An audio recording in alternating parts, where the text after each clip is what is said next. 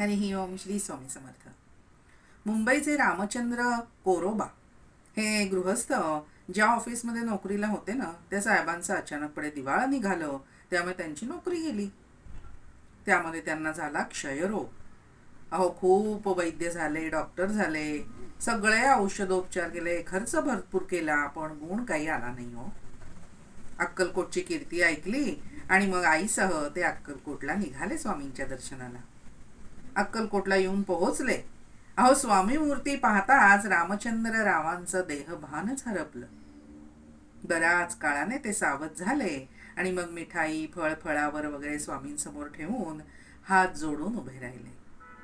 हसत मुखाने स्वामी म्हणाले, अरे इकडे ये, तोंड वासून कशाला तो उभा आहेस, आपल्या घरी जा.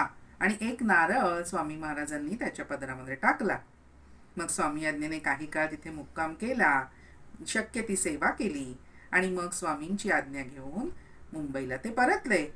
घरी आल्यावरती थोड्याच दिवसामध्ये स्वामींच्या कृपाशीर्वादाने त्यांची प्रकृती दुरुस्त झाली. त्यांना मोठी नोकरीही लागली. मग रामचंद्र रावांनी श्री सद्गुरुरायांची अक्षय सेवा एकनिष्ठेने केली. बरं, खरोखरच या अचिंत्य शक्तिरूप परमात्म्याची लीला सागर वर्णन करणं देहधारी मानवाला केवळ अशक्यच आहे हो.